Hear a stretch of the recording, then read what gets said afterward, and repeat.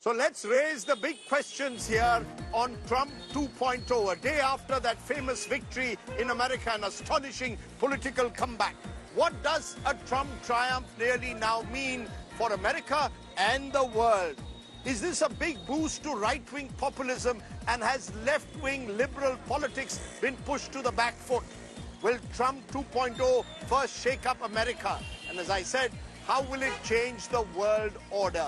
These are some of the questions I will raise. I have a fine list of guests joining me. Navtej Sarna is former India ambassador to the United States. Senior diplomat joins me.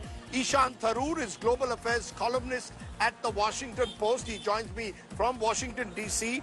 And from New York, I'm joined by Daniel Block, senior editor, Foreign Affairs magazine, and contributing editor at the Washington Monthly. I appreciate all my guests joining me. I want to come to Ishan Tharoor there, because I'm seeing a lot of the political commentary in the last 24 hours saying that Trump's victory is a triumph of a certain right-wing populism, a certain defeat of left liberal politics. Is that how you see it, that is really one of the big stories of this remarkable election comeback? Well, it's certainly one of those stories, and the extent to which you're seeing Trump's kind of ideological kindred spirits in Europe hailing it precisely in the language that you said. This is a real triumph for a kind of new age of illiberal right-wing nationalist politics in the West. I think it's a very compelling way to see what's happened here, that the liberal establishment, as represented by Kamala Harris and her wing of the Democratic Party, was not capable of defeating somebody who for months we've spoken about in terms of extremism, in terms of quote-unquote fascism, in terms of a figure who really wanted to erode and revamp American democracy. All those arguments, none of those arguments seemed to work. And instead you saw an election really shaped by massively diminished turnout on both sides. I mean, Trump won fewer votes this time than last time in 2020 when he lost. And so there is a kind of disenchantment that is at the heart of the Democratic loss. But yes, absolutely, a new wave of enthusiasm for a kind of illiberal, aggressive politics that we have not necessarily seen before in this country. And really powered also by interesting demographics, a lot more young men, for example. And that certainly marks new trends that are important to watch. How, Daniel Block, is it simplistic to suggest that this marks the triumph of a certain kind of right-wing politics that Trump has brought into American politics, even reshaped the Republican Party, versus the Democrats who are accused of sticking by a certain kind of, as they're accused of, an elite left liberal entitlement? Is that the way this election verdict should be seen, or was it far more complex than that? I think part of it is certainly the triumph of right-wing populism in the United States. That's certainly an element of it. I would add to that as well, though, that I think this is more evidence of anti-incumbency around the world. Over the course of the last year, maybe even longer, incumbent parties have either lost power or had their majorities reduced or taken away, as we saw happen in India, really across the world, I think in the vast majority of elections, if not all of them. And it will take time to figure out exactly what led to Trump's victory. But I think one thing we see from the exit polls, and that's in keeping with the stories we've seen elsewhere in the world, is that voters in the United States were really unhappy with the economy. They were unhappy with inflation. They felt that the country's economy had gotten worse. And as a result, they wanted a new president. They wanted a new administration. And I think that's part of why Trump appeared to gain ground seemingly across the country. Seemingly every county, almost every county in the United States shifted right. But are there, to just push that point a bit, Daniel, are there growing divides of class, of gender, of race that we've seen in this election that perhaps suggests that America is a far more divided society than ever before?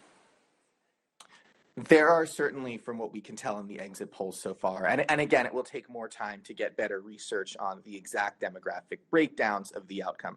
There are growing divides. The gender gap is now larger than it was before. It was already pretty sizable in 2020, but it's grown. I believe for the first time, at least that I can remember, Democrats won voters whose income was over $100,000 while losing voters whose income was below $1,000. So there is a gap there that's also interesting to see and new. Interestingly, one thing that is different is we see Republicans making major inroads with voters of color, with Latino voters, with Black voters. So that was new, and that was quite fascinating to see. So in some ways, yes, we do see growing divides. I guess I'm hesitant in some ways to say that America could become more divided than it already is. And perhaps actually it's not. I mean, this does seem to suggest there are more swing voters in the United States left than we thought there were. But we certainly do see elements with some demographics of growing divides within the United States. Navtej Sarna, what is true of the United States, many will say is happening across the world. This growing sense of them versus us. I'm just looking at the commentary at the moment, a day after Trump has won, and there's a sense that it's about left versus right, about the elites versus the working class, about immigrants versus the citizens of America. And many believe that those divides are there across the world. You've seen the kind of campaigns that have taken place in this country as well, where you're constantly in search of an enemy. Is this the world increasingly getting split apart and more polarized? And Trump's victory is a result of some of those polarities. Thank you, Rajdeep. I think all of what you have said has a point, and certainly what the other speakers have said. I would just like to add that, besides the left-right divide that you talk about, I think the populism aspect is very, very important in Trump's return. The fact that he spoke to the electorate in a language which they understood. He touched all the right buttons. He touched the economy. He touched, immigration. And what did he get in return? He got the Latino vote. So Latinos are also immigrants, but it's, the immigrant is like, after I come in, you can shut the door. But so he touched all the right buttons. He did not talk of major big issues, and he kept pushing at his base. So much more of his base, as the other speakers have said, we need more research. But from what I read, much more of his base actually came out, which was then expected. That's why if you see that map of outperforming himself, he's done it in more than 1,000 counties and townships out of 4,600 such areas. So that certainly has happened. Plus, of course, Trump speaks to a basic nativism which is spreading across the world. You call it us and them, but that's what it is. But, before I look at the global picture, just to sort of draw a parallel once again, Navtej, with India, for example, you've got politicians, the emergence of the likes of Yogi Adityanath, who now his latest slogan is "Batenge to katenge," that if we are divided, then we'll be annihilated effectively. Now, Trump seemed to suggest a bit of that in some of his anti-immigrant rhetoric as well. Yogi Adityanath has been accused by his critics of pushing anti-Muslim rhetoric. I'm just wondering, is this a success formula now, that you strengthen your base by appealing to their baser instincts or their core identity, that identity politics, especially in cultural terms, is here to stay? And maybe that's where the liberals, in particular, who talk about diversity and inclusion, have been pushed on the back foot. Well, I think it's difficult to generalize, Rajdeep, but there is a tendency to polarize and win, which we have seen in so many places. But I think it goes more than that. This is sort of being analyzed as the overreach of globalization. And the fact that globalization overextended itself and has left people dissatisfied. And you have populist leaders everywhere who can come in and take up the pickings. I just want to take that to you, Ishan Tharoor, because Trump has announced in one of his first decisions, I'm closing the borders, I'm going to be very tough on immigrants, and he's being cheered for that. Now, How does that fit in with the American dream of people from across the world finding space in America? Is that dream over? Is Trump, when he says make America, he's going to make America great again, talking about a very different America now? Does that worry you as someone who is of Indian origin? See, there are reasons to be concerned, not just because of Trump's rhetoric, but because of some of the very ideological people that he will be bringing with him into power. Of course, it's a bit too early to say,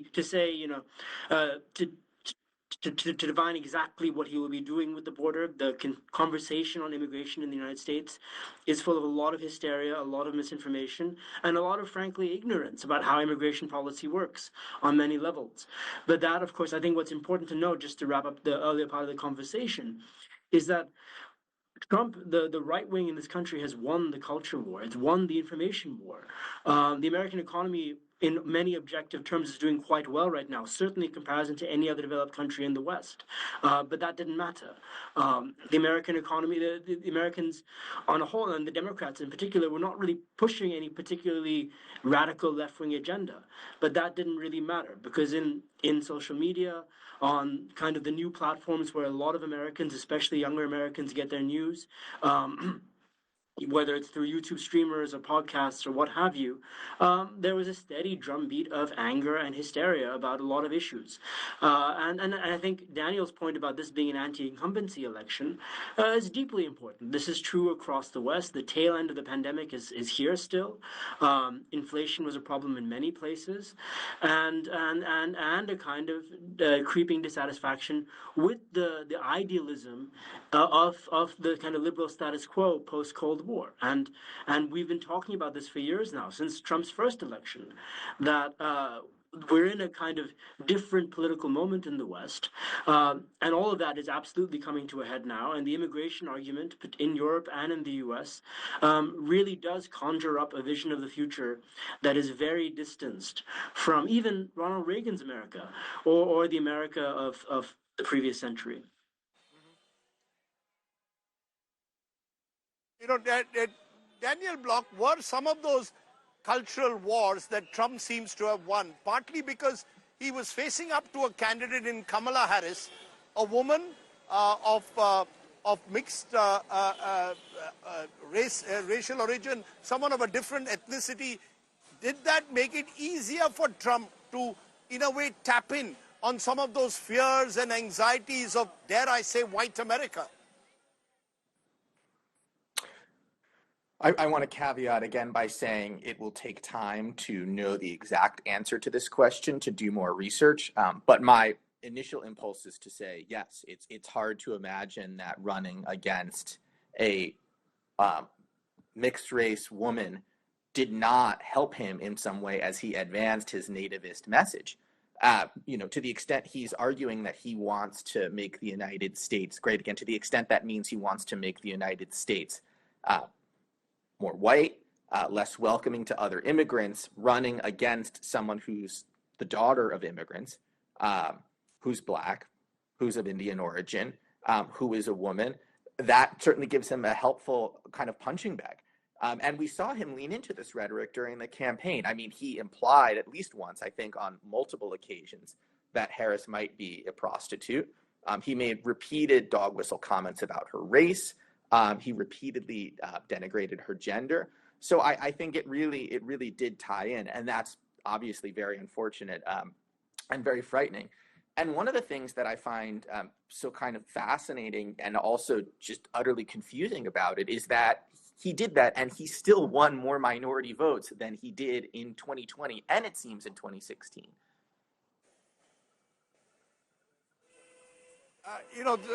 It is in that sense a very complex verdict. But Navtej Sarna, let's now turn the gaze to the wider world. As you look at the world, there's a war in the Middle East that's still raging. You've been a former ambassador to Israel. There's a war still raging between Ukraine and Russia. Trump claims he's going to stop wars. There are those who believe, though, that the nature of Trump is he's so unpredictable, we don't know what will happen next. What's your sense? Does Trump's unpredictability make it easier, perhaps, to stop some of these conflicts? Or do you believe it could only exacerbate or give Israel even more impunity when it comes to dealing with the Palestine in particular, or Russia when it comes to dealing with Ukraine. But Rajdeep, I think Mr. Trump wears his unpredictability as a diplomatic asset. That I can say this is like Nixon's madman theory, that I can say whatever I want and then what I do will surprise everybody. So we have to factor in his unpredictability. Having said that, we have to go by certain signposts that we have seen in the past. Now, as far as Russia-Ukraine is concerned, we have seen his repeated sort of assertion that he has a great relationship with Putin. We saw at the Helsinki summit what he did. He believed Putin as against his own intelligence agencies.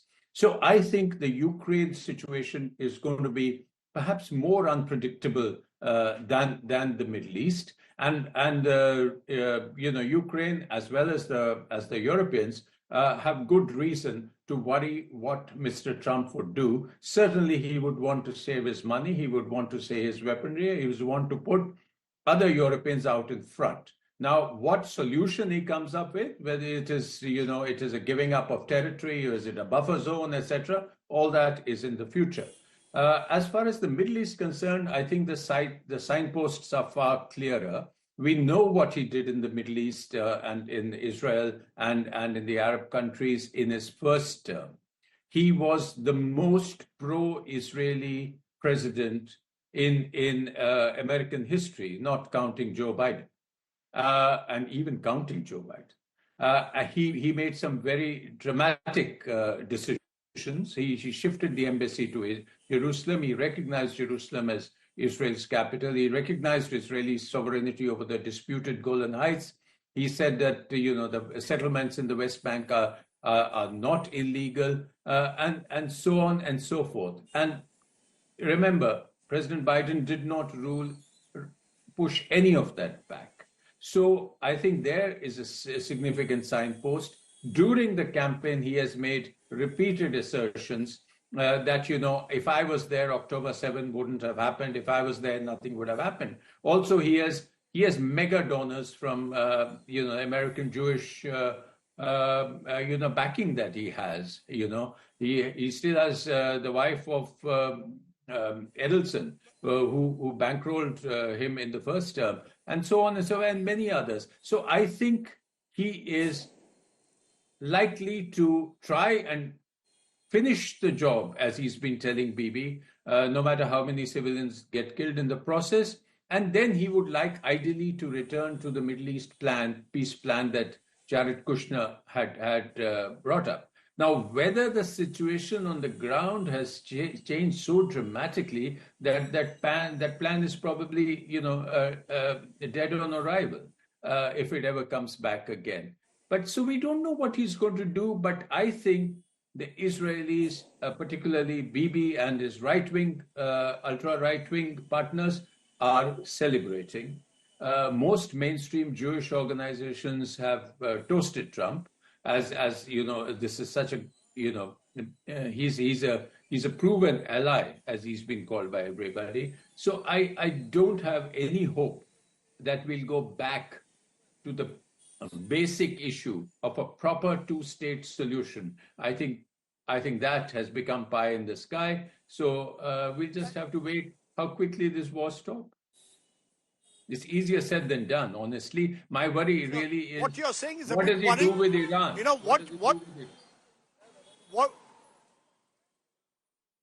Sure, but what you're saying is also worrying, not just for what he does with Iran, but the Palestinians. We saw Ishan Tharoor in the build-up in the last year, campus protests, anger that the United States was not doing enough to stop the war. From what Navtej is saying, Trump is the most pro-Israel president that he can recollect. Given that, where does that leave all those concerns that were voiced on American campuses across the world about human rights abuses, about this war leading to innocent citizens being killed? Are those no longer going to be issues, given the fact that the Republicans now dominate not just the White House, but also the House of Representatives and the Senate? The war in Gaza has had a huge effect on the American political conversation about Israel. There is widespread anger especially among young people, as you said, or the campus protests had a major impact. And that's not necessarily going away, although universities and some state governments have taken steps to really crack down on anti-Israeli dissent in ways that are particularly troubling for American democracy, I would say. Uh, at the same time, Trump, as the ambassador very, thoroughly put forward, was not just a pro-Israel president. He was a pro-Israeli far-right president. He was somebody whose ambassador, while he was in office, was essentially a kind of outgrowth of the Israeli settler movement. He's somebody who has told Netanyahu that he should get the job done in whatever terms that means. He's somebody who, on the campaign trail, used the word Palestinian as a kind of derogatory adjective, and yet. His campaign made the pitch to some Arab Americans and Muslim Americans that this war and all that's upsetting you right now is Biden's fault, and in some instances, it quite successfully made that pitch. So he was talking out of both sides of his mouth here, although the entire Trump record on this is one that's been absolutely a gift to Netanyahu and the Israeli right. So what this does for the conversation in the U.S. will be interesting to see. If conditions continue as they are, if there's no concrete quote unquote day after scenario for Gaza, which nobody expects will really come into place anytime soon, you can expect to see the Palestinian cause become a much more polarizing issue in the United States. With the Democrats out of power, they probably will be in position to be much tougher on Israel and to be much clearer than they were while in office. And now that says a lot about the kind of political compromises Americans make, especially the Democratic Party has made. But this is an issue that has become more and more partisan, and under Trump will become even more partisan in the year to come. Final word from you, Daniel Block. Will a Trump presidency 2.0 help in stopping the wars, or do you fear that the world will be even more unsafe? I don't think it will help in stopping the wars. Whether the world will be more unsafe, I don't know. My inclination is yes, it will. But the world is bigger than the United States, obviously, and what the United States does. So I don't want to put that all on the Trump administration. But to the first point, I don't think it will, in that I don't think he'll be able to bring the war in Ukraine to an end. He's promised to do that, but Trump promises many things. To the extent he wants to try and impose peace on Ukraine by making them agree to Russia's terms, I don't think that will work. I don't think the Ukrainians will agree to that. I don't think Russia will abide by various compromises it might say it will make in order to try and come to terms with the Ukrainians. And so I expect that war will continue. I expect the wars in the Middle East will continue.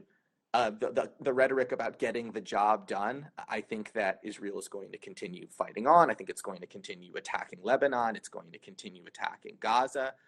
It's possible that the Middle East will grow more violent. This is a president who, when he was last in office, conducted an extremely risky strike, killing a top Iranian general.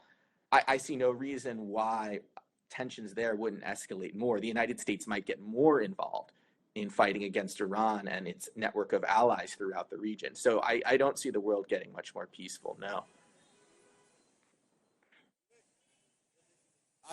I think on that sobering note, we must end here, because clearly what my guests are suggesting is that with the Trump presidency, we just don't know what will happen next. And that perhaps will unnerve the world. It hasn't unnerved the markets for now, but it certainly will unnerve global capitals. A Trump presidency 2.0, we just don't know what it will bring. Ishan Tharoor, Daniel Block, Navtej Sarna, thank you very much for joining me on my top talking point.